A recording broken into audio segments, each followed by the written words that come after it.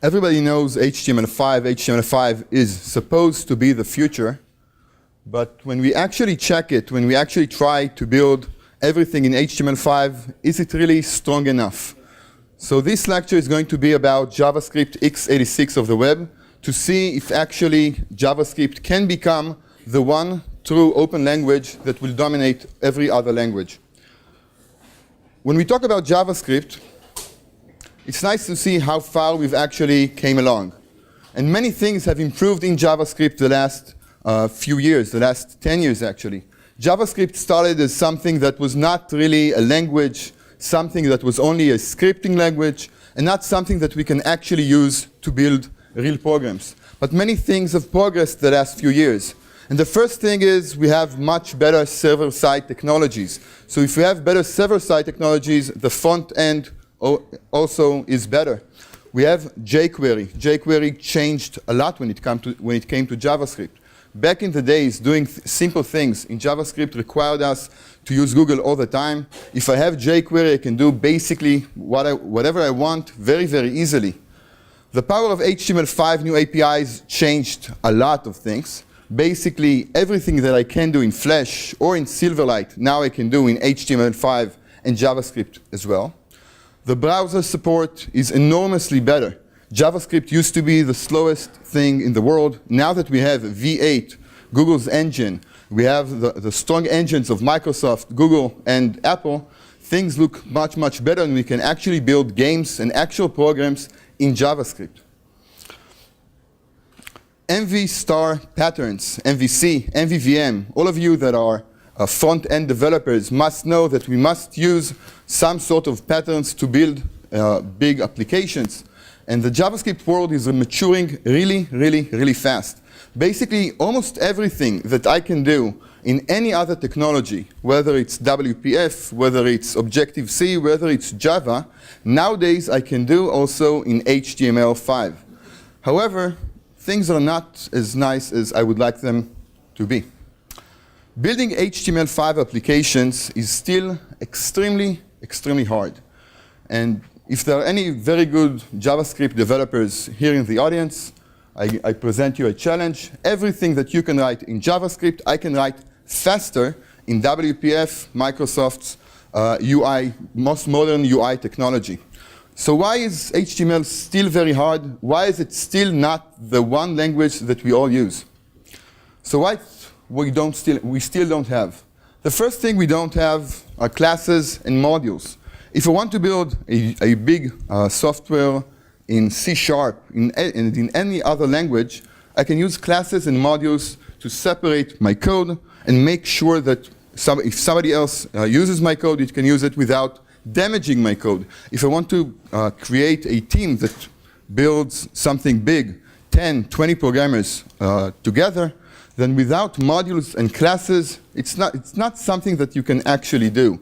So C# can do it, every other language can do it, but if I want to create modules in JavaScript, I have to use very, very different kinds of patterns. Module pattern, classes patterns, patterns to do something as simple as classes and modules. Static typing. I want to know the types of the variables that I'm going to use. JavaScript is dynamically typed, which means it's very, very easy to use, very easy to learn.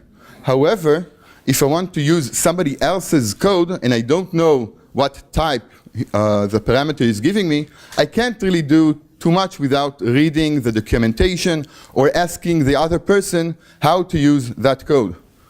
Good IntelliSense. Everybody, show of hands, how many people here are using Visual Studio? Okay, so if I'm using Visual Studio, usually I'm very much used to just using IntelliSense. So if I'm using some code that some other developer gave me, I don't really need to read the documentation. I don't really need to Google anything up. I can just do dot, and then IntelliSense is going to complete that for me. Actually, it's not a different feature. Basically, static typing means that I can have good IntelliSense as well. And if we're talking about Visual Studio, good IDEs. If I want good tooling support, JavaScript, as of now, doesn't really have good tooling support. Because of its dynamic nature, I can't really use tools to to help me build my code faster. So the productivity of a programmer using C# and WPF is much, much higher than the productivity of any other developer writing in JavaScript. I'm not talking about small things. I'm not talking about form completion or validation or small things like that. I'm talking about actual applications. So it's Gmail, it's Facebook, and it's maybe Photoshop. We still don't have Photoshop on the cloud. We still don't have good IDEs on the cloud. Why is that? If we talk about the actual features of the language, we don't have interfaces. And as every good architect knows, without interfaces, I can't really do almost anything. Most of the patterns that I use on a day-to-day basis are patterns that use interfaces underneath. If I'm trying to use inversion of control or dependency injection, it's smart patterns that help me build really big applications like Visual Studio or Photoshop. IOC and DI, I can't really do them without interfaces. Without interfaces, the language is really, really, really weak. Elegant syntax, last but not least. JavaScript was born almost 20 years ago as just a scripting language. It wasn't really made to be a real language at any point. So the language, the syntax of JavaScript is anything but elegant.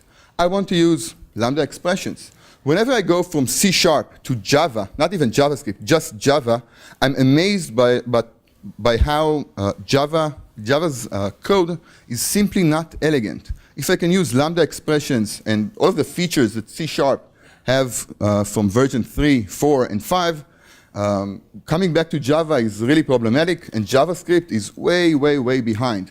JavaScript is simply not elegant. Basically, when I'm saying JavaScript, it's not really true. What we're using is not JavaScript, but in fact, ECMAScript version 3 or 4.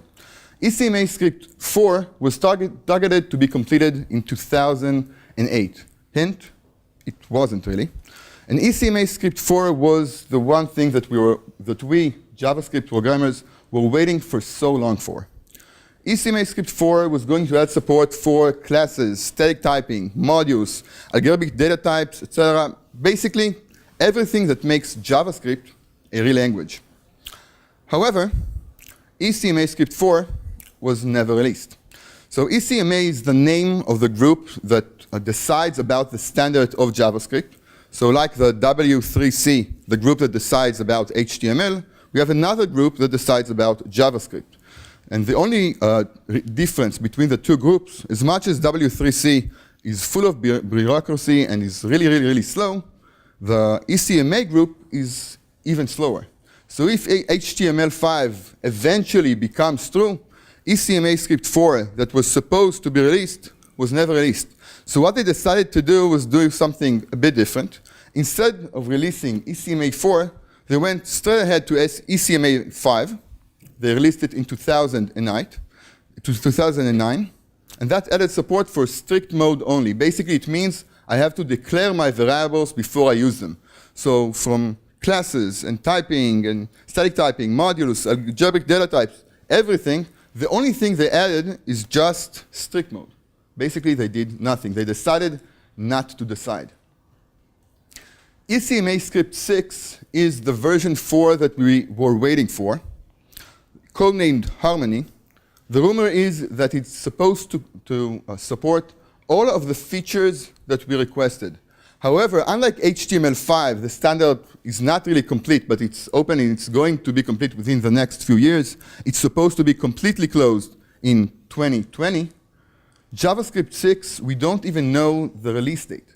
So basically, we're stuck in mid-air, not knowing when JavaScript will become, if it will become, a real language, and the one true language that can be used to write programs over the web. So ECMAScript 6 might be the answer someday. But what do we do now? The first thing we can do is see how other big companies are approaching the same problem. So if we look at the the most important JavaScript applications of all time, the applications that basically invented the term AJAX, asynchronous JavaScript and XML, what actually made JavaScript so popular, so strong, it's Gmail. Gmail is estimated to have 500,000 lines of code, which raises two questions. The one, I could have done it in less than 500,000, far less. The second is, how exactly did they manage to pull that off? Writing 1,000 lines of code in JavaScript is hard. 2,000 is extremely hard. Raise of hand, how many people manage to maintain code in JavaScript more than 10,000 lines? So we have somebody that's lying in the crowd. No, I'm kidding. How many people of you are maintaining code with more than 10,000 lines of code in other languages? What everybody else are doing, I'm not sure. So how exactly did Google manage to write 500,000 lines of code without and being able to maintain all that code? So the thing I did, I went to Google Plus and I did view source, and this is what I saw. And as you can see, I hope that you can read it. So everything that we learned about separation of HTML from JavaScript, JavaScript from CSS, everything we learned about good coding, as you can see, Google writes very good code. It's very readable. So basically, of course, this is not the actual code. This is a minified version. And it doesn't even look like a code. This is code that was generated by a machine. And it doesn't really look as if a person is supposed to read this. It looks more like machine code. So apparently this idea is not that new. JavaScript, the x86, the assembly of the web, is not a term that I used for the first time. JS is the x86 of the web, was coined by Brendan H., the inventor of JavaScript. Basically, it means something very simple. JavaScript can be used as a language that I'm not going to write in necessarily, but I can compile into. So I can write in whatever I want, and then compile it into JavaScript. Since JavaScript runs on basically all modern browsers, I know that I can do whatever I want, and it's still going to work basically everywhere. So basically, this is far from being a new idea. And it turns out that both Google and Microsoft are not really using JavaScript as we do for the last few years. Google uses Clojure, Microsoft writes in C#. The idea for everybody here that writes in ASP or ASP.NET, or maybe the old versions of ASP.NET, the idea is not to just auto-generate JavaScript, but to compile into JavaScript as if JavaScript is assembler. One of the most interesting projects is Script Sharp. And Script Sharp is a C# to JavaScript compiler. So basically, I can write in C#, and a compiler is going to compile my code into JavaScript. And that gives me plenty of very, very cool things. So basically, improving productivity using Visual Studio. If I'm writing in C#, that means I'm writing in Visual Studio and not just Notepad. I can have types, static typing, full IntelliSense, refactoring, basically everything that I'm used to from writing real programs in real languages. So that's really important. It's especially useful in large script apps. And again, we're talking about actual applications. The focus is on script authoring, not porting .NET apps. So please don't mistake what I'm saying. It's not about taking C# applications and converting them into HTML5. It's about writing in C# and compiling into JavaScript, writing new applications. Basically, I can use every JavaScript library that is out there because the output of my compiler is still JavaScript, so I can use everything else. So it sounds as if, at least for C# developers, this might be the best case solution. And the best thing is, it produces script that feels handwritten. So even if Microsoft decides to abandon Script Sharp, and it actually did, then I'm not stuck because I have JavaScript, I have the source files, or actually the target files, and I can use it because they're actually very, very good JavaScript files. The idea is actually very simple. If you look at the slide in front of you, you can see on the right side the JavaScript version, and on the left side the C# version. It looks very, very much similar, other than the words in blue. So other than the types and a few other minute things, it looks very much the same. So building a compiler to just translate from one language to the other couldn't be that hard. So that was the premise that Microsoft worked on when they built Script in the beginning. For all of you in the back that can't see it, this is the C# version. This is the JavaScript version, and if you look at the signature of the method, you can see that other than private, void, string, it's basically the same code. Microsoft started writing Script when they wrote Bing Maps for the first time. They started using JavaScript, and midway they decided that they're kind of stuck, and maybe they'd want to write it from scratch. So that's exactly what they did. They wrote everything, the existing shell, from scratch in Script. It became 50% smaller and 3 seconds faster, which is kind of odd, because if Script is compiling C# into JavaScript and the end result is JavaScript, I shouldn't be faster and it shouldn't be smaller. So how is it smaller? When I'm using tooling support like Visual Studio, basically I can refactor my code. I don't have to check that things break. And if I can do refactoring the way that I'm used to in C#, I can improve my code in each iteration and make it better. And as every good developer knows, it's not about writing perfect code in the first iteration. It's about improving it time and time again, refactoring time and time again until the perfect code is reached. So if I can refactor with confidence, then eventually my code is going to be faster and is going to be lighter. Across everything, it was 175 kilobyte script across all features. So that's lots of lines of code of JavaScript. Hotmail Messenger, basically the same thing. So the only question I should ask myself at this point is, can really I use Script Sharp? So how future safe is it? So Script Sharp was written by Microsoft's Nikhil Kotari. Nikhil Kotari is ASP.NET architect. And it was written in the beginning not as an official Microsoft product, but just to help them build better code.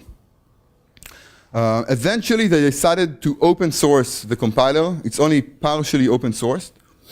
It means that although it's not a regular product, I can use it because it's open source and other people are supporting it. Some companies that I consult in started using Script Sharp, and it was actually working for them really, really, really well. There's just one problem, though. If we decide that Microsoft support is not important, we still are left with one main issue.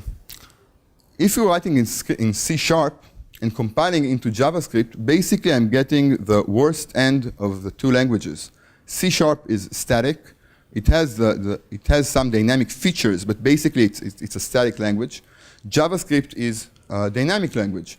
And without going into the discussion which is better, each technology has its pros and cons. If we use static language and then compile into dynamic language, basically we don't get the benefits of either static. We are getting static features, but dynamic features are completely lost. So we are not really using JavaScript. So that's really not the best solution possible. And this is where Google comes with Dart. So Dart basically is the same idea. I'm going to write a compiler that compiles from one language to another language, to JavaScript. However, specifically with Dart, Dart is a completely new language. It resembles Java. It looks very much like old Java. However, it was built specifically to be compiled into JavaScript, and therefore is dynamic and static at the same time. So it compiles to JavaScript. It has optional types, which means I can use types if I want it. If I want to write really fast without types, I can do it also. Since Dart was written specifically for the web, it has a renewed DOM, document object model. Basically, that means that jQuery becomes completely obsolete. jQuery, if you look into the source code, about 70% is about browser compatibility. With HTML5, that's not really a very big issue.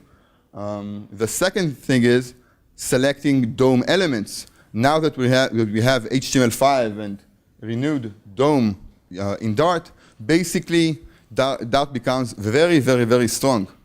The syntax, it's a new language, so the syntax is really, really cool.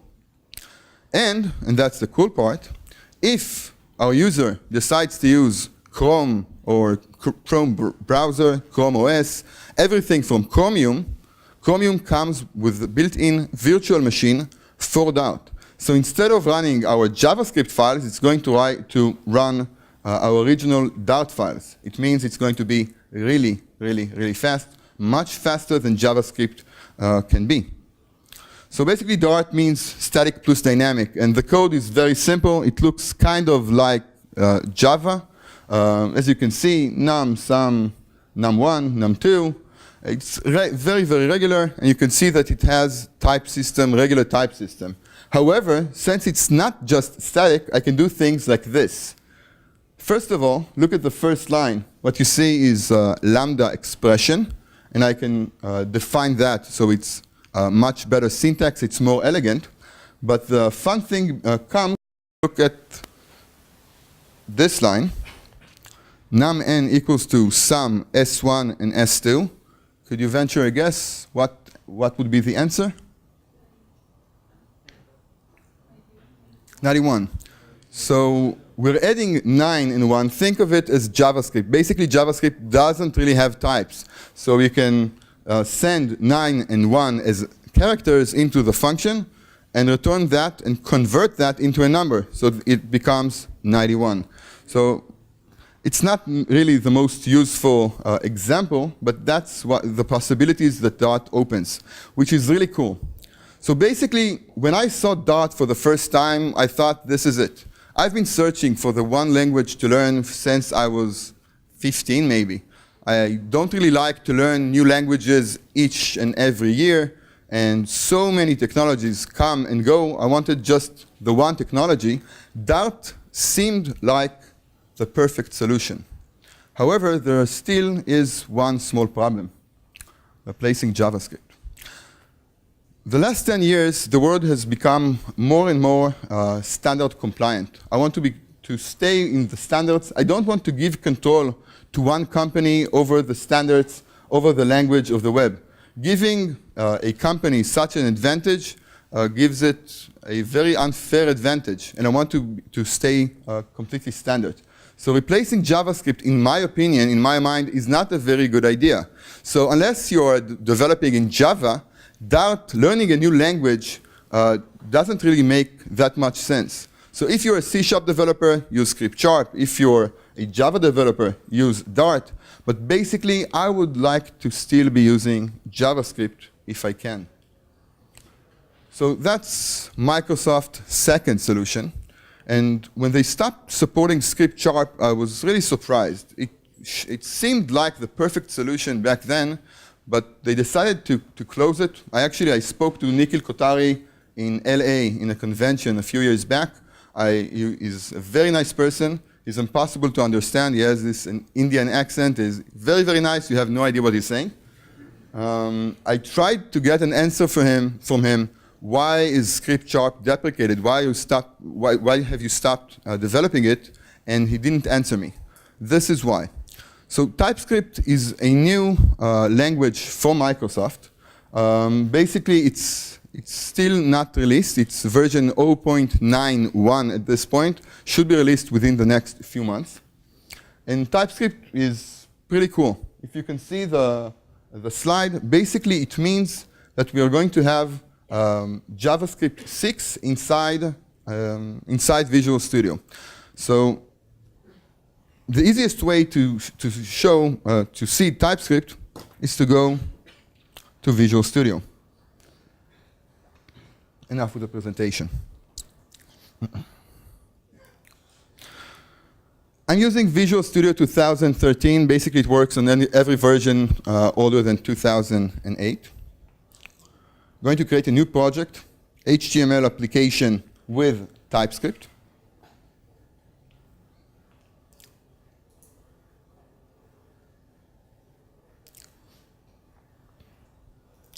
It opens up a new solution with something quite interesting, app.ts. TS, of course, stands for TypeScript.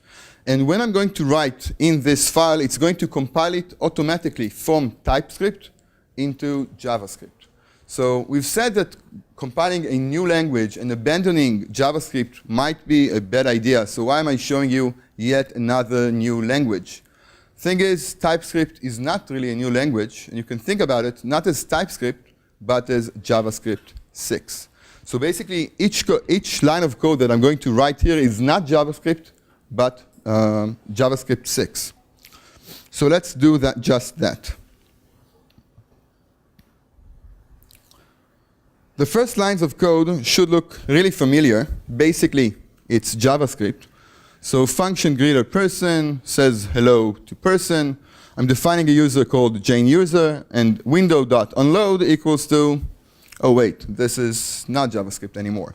So basically, we're not really using JavaScript. It looks like JavaScript, but this is TypeScript, JavaScript 6. And what you see here, it's actually lambda expression, this thing here. And it's going to compile into a regular function in JavaScript. So let's do just that. I'm going to save and build.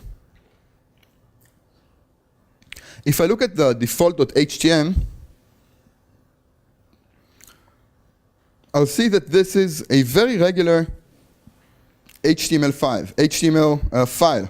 So TypeScript HTML app, the regular HTML5 document. And instead of seeing app.ts, I see here app.js. So that's the actual file that is going to be used.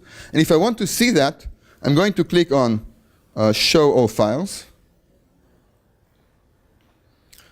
App.js that sits here mysteriously. And when I click on it,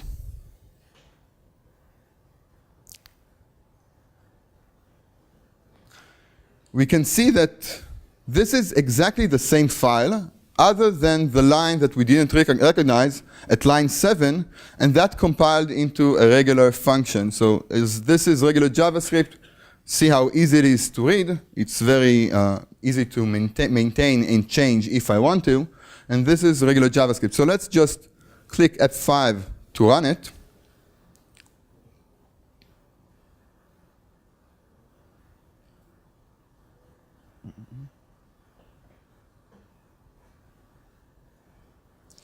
Hello, JaneUser, as I expected, nothing too important. So let's make this demo a little bit more interesting. So the first thing I'm going to do is, instead of doing this, not using any types whatsoever, this is not really very nice, because at this point, I have no idea what person is, and this is one of the worst parts of JavaScript. I can never know what the arguments are. So instead of doing this, I'm going to remove this and define a new version that looks like this. Oh,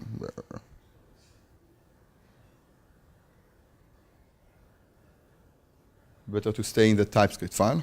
It's going to work much better. So this is the second version. The second version shows you how to define types in JavaScript 6. So person is of type string, and if I'm going to try and send something other than string into the function, I'm going to get an actual compile error. How good is that? So let's try that for a second. Let's write 5, and immediately it gives me this error message. Supplied parameters do not match any signature of call target.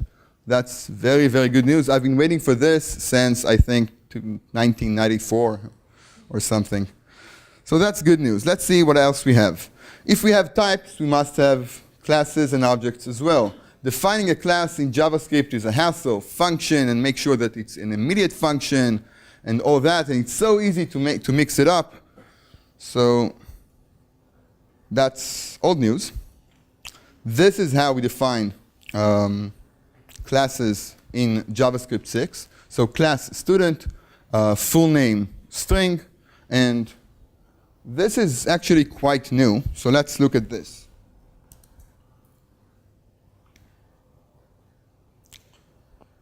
So full name is a property of student, but what is public first name, public middle name, etc.?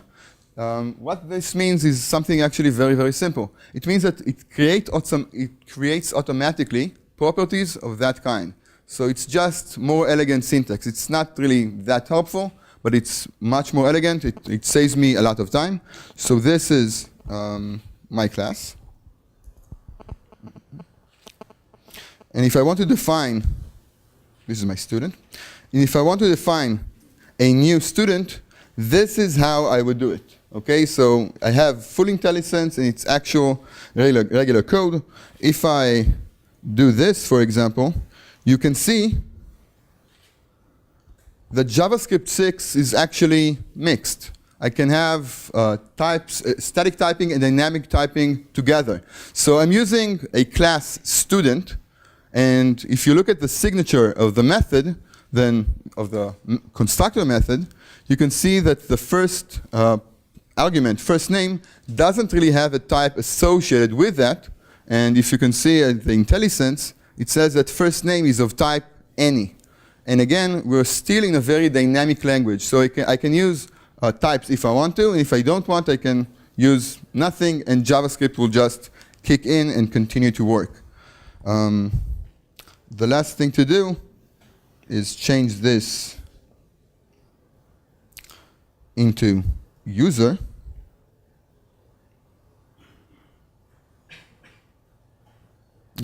Student.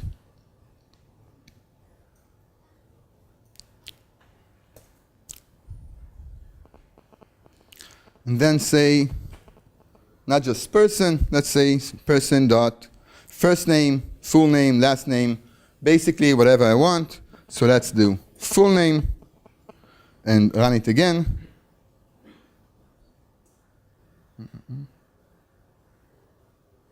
And of course, we have to make sure to call it with user too. So if I run it again, we can see that it still works exactly as I expected.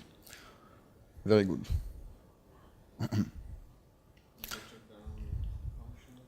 What? The checking is done at compile time. It checks for everything. It's a regular language. It works like every other language. So even if I change, whenever I change something, it compiles it all the time and it makes sure that everything is okay. Very much like C#. So if you're using IntelliJ IDEA or any other modern IDEs that support, that have good JavaScript support, this is by far much better. It's not about the IDE, it's about the language, and the language enables the IDEs to be so much better. Since we have classes and functions and everything, let's do one step further. Let's go into interfaces. So interfaces in JavaScript 6 looks like this, just a regular interface. So first name and last name. And instead of using student now, okay, let's say that this is just person dot first name plus person dot last name. And I don't really need, I don't really need this to be student anymore, because as long as it satisfies this interface, it's going to work. So let's just put person here. Person is my interface. And now this should give me an error because user2 is of type student. It's not, it does not implement my interface. So this should give me a compile error. However, it doesn't. Why? If you can say it a little bit lower, then for sure I'm going to hear you. Exactly. So JavaScript, if you ever heard the term duck typing, if it walks like a duck and it quakes like a duck, it probably is a duck. So if it has a first name and it has a last name, it probably is a person. That's JavaScript logic, and this is why this works. And this specific thing is actually very, very important, because I did not implement the interface person on student, and yet it works, and it's completely statically typed. The reason that this is so important is that almost basically all other libraries on JavaScript, in JavaScript, like jQuery and Knockout.js, AngularJS, Node.js, practically everything else is not written in TypeScript. It's written in JavaScript 5. So if I want to use static typing, this allows me to do it. I can define an interface of jQuery and just use it as if it already has type information. That means I have full typing support for every library out there. And if you look on GitHub, you'll find TypeScript interfaces for almost every library out there. So that means the days of reading documentation or using Google are over. Well, not Google. Google is still going to be with us. But this is going to make our life so much easier. If we talk about duck typing, then I can do even this, which is taking it one step further, just defining an object on the fly without a class, and this still works, as this is still JavaScript first and foremost. And if I use it as user 3, it still works. The last thing I want to show in TypeScript is building modules. Building modules in JavaScript 5 means functions and immediate functions and all of that. And again, those days are over. The only thing I need to do now is do this. My module, go all the way down, close it, and that's it. I have a module as simple as that. If we compile it, if we save it and compile, and go back to app.js, as you can see, my file is very easy to read still. And you can see that it compiled everything that we saw into standard JavaScript 5 file. So we can see the immediate function and everything else. You can see that student is actually a function like everything else in JavaScript, as it's a functional language, and still everything works. So even if TypeScript for some reason is abandoned the next few years, we always know that this JavaScript would still work. And also, learning TypeScript, unlike learning Dart or Script Sharp, is very, very much future safe, because we're learning the syntax of JavaScript 6, and we all hope that this is going to be the future, and hence it is going to be the future. The final part is that if you remember, when we started, this looked much like JavaScript 5, and that's very good news, because that means that each and every JavaScript file you have on your computer now is already a valid TypeScript file. Everything that compiles as regular JavaScript will compile as TypeScript, but just without the special features. So you can add them as you go along. If you don't add them, that's OK. So it's really easy to take an existing project and iteratively, only for new files, only for files that you need, for important files, only them create TypeScript versions for them. So that's about it for TypeScript.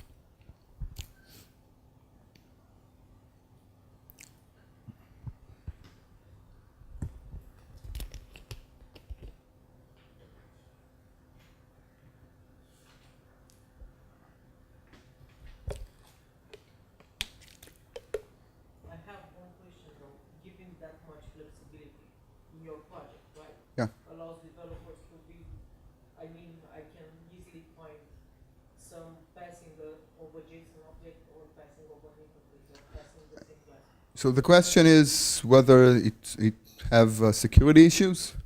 This is no, the thing is not about security issues.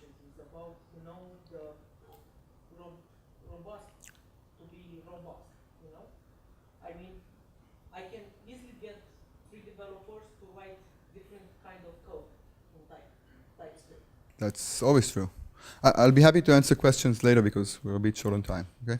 So basically, TypeScript offers classes, modules, interfaces, everything that we wanted. These features are available during development, but during compile time, it becomes regular JavaScript. So that means it works everything. Really good news. TypeScript types let you define interfaces between software components. That means that every existing library can be used in TypeScript with full IntelliSense. The preview version is 0.911. It's built with high compliance with ECMA version 6. So basically, it means we're learning something that is completely future safe, and this is the future. And the coolest part, if you think about it, it's that it's built to resemble C#. Basically, each and every pattern that I'm using now in C#, I can imitate in JavaScript 6 and do everything I want. So building something like Visual Studio becomes something much more plausible. However, it has a downside as well.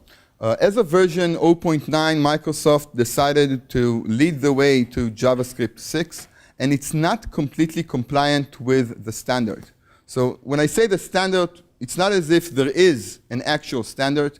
Everybody are arguing over the standard, and Microsoft are going in their direction. So basically, generics, the way that Microsoft implemented generics resembles C# very much. For C# developers, it is good news. However, again, Microsoft goes away from the world of standard languages. And again, I'm talking about JavaScript as the one open language. I want to keep it completely open.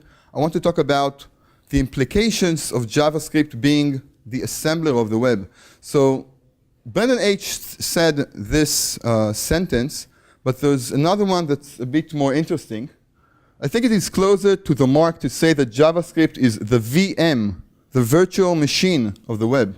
We had always thought that Java's JVM would be the VM of the web, but it turns out that it's JavaScript. Basically, virtual machine means that every code could compile into that. So Java compiles into JVM, like C# compiles into MSIL. So JavaScript, everything can be compiled into JavaScript. So we started talking about C# and how it resembles JavaScript, but because of JavaScript's functional nature, it might look like a very odd language sometimes to us, but it allows the computer to compile almost every language, or practically every language, to JavaScript. That offers something really, really, really interesting. JavaScript, like XML, is readable for both humans and computers. So XML revolutionized so many things for one very simple reason. I can read and write XML, and computers can read and write XML very easily. JavaScript is very much alike. I can read and write JavaScript, and computers can compile JavaScript very easily. Unlike JVM or MSIL, each virtual machine language is very much coupled to the language, to the operating system, to everything else. Because JavaScript was intended to be a language for developers, for humans, it keeps on working. It's very easy to compile into that, and it never breaks our code. As JavaScript is Turing complete, the implications are simple. Every language can be compiled into JavaScript. So we've seen TypeScript, we've seen Dart. CoffeeScript is another very interesting project. So CoffeeScript, for all of you that are working in Ruby on Rails, the syntax is very close to that. Basically, almost every good language that you can find there, so C++ is off the table, can be compiled, that was a joke, can be compiled into JavaScript, which means that JavaScript is the virtual machine of the web. As long as an operating system can run JavaScript, it can run everything.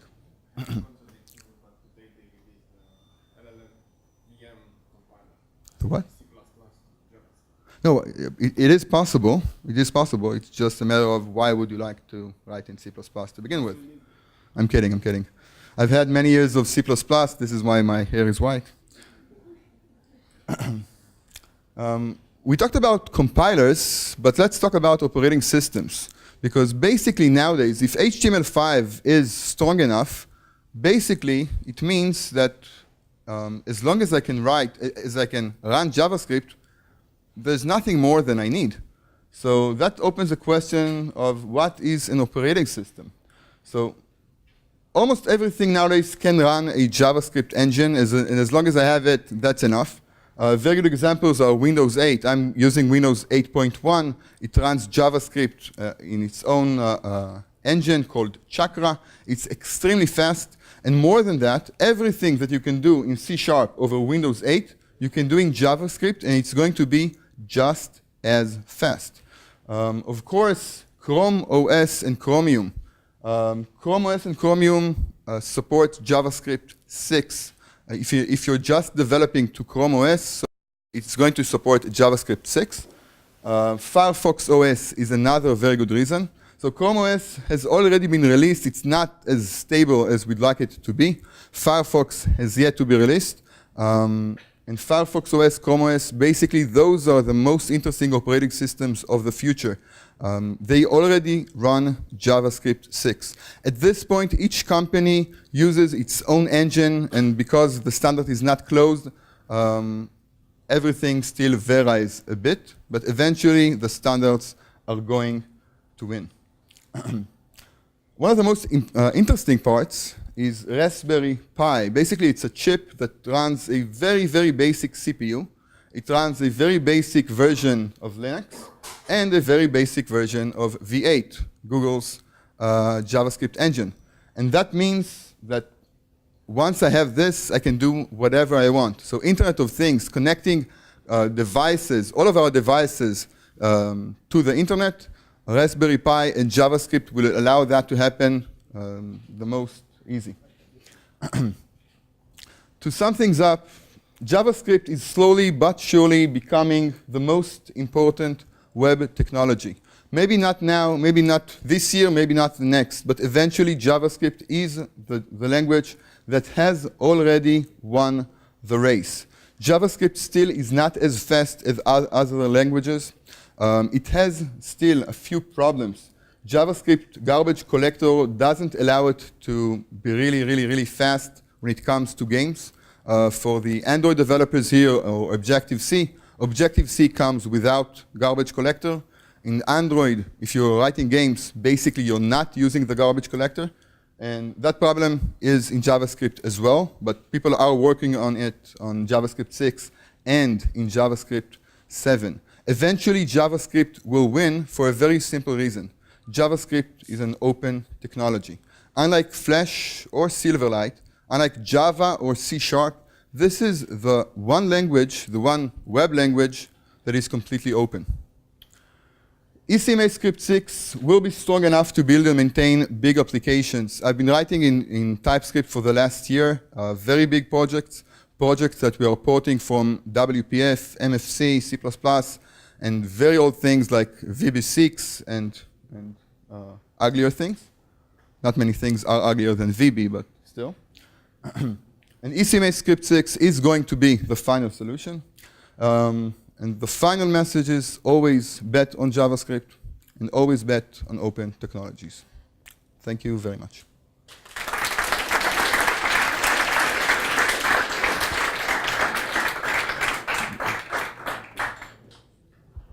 I think that we have a few questions. About the compiling, you have at compile time you have an error if the type doesn't match. But how do you enforce that in the final file? So like JavaScript doesn't have types, so you get an error in at compile time, but a user might enter anything.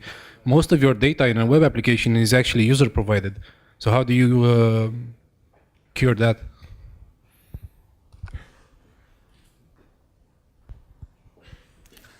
So as you said, JavaScript compile time things only work in compile time, but that doesn't really have to bother you. As long as it's compiling correctly, it is going to work in the client. And I don't really need the types in JavaScript 5 and the output files. If you think about it, everything compiles eventually into, not even bytecode, into assembler, into machine code. The machine code does not have types. So the computer does not need the types, only we need it. Okay, so it's always going to work. Most of your input is going to come from users.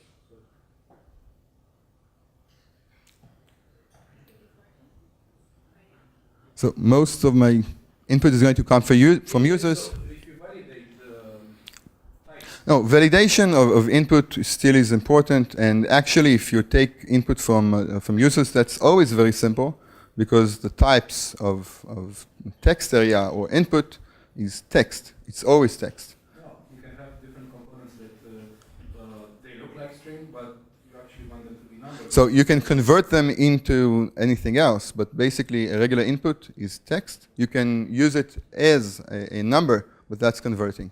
Okay? Yes, but the type enforcing that I've seen in TypeScript won't hold in a real world usage. If you don't manually implement type checking for your user repo. So it doesn't really solve 80% of your cases.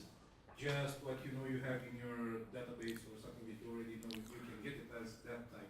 Let's say that we're writing an input field in C#. Basically, you're always going to have to convert the input that the user gave you, because it's a string. It is a string what the user gives you. And then you're going to convert it into whatever you want. You can use type systems to convert that automatically. For example, do int I equals to something. But that's not a really good way to program. You're going to want to convert it yourself manually always. And the problems that type system solves is not validating user input. It never was. The big problem is having types, having IntelliSense, being able to know the type of argument that you're passing to me, to my function. So that's the real power of TypeScript. And it doesn't solve what you're requesting, but in my opinion, it's not something that it's supposed to solve.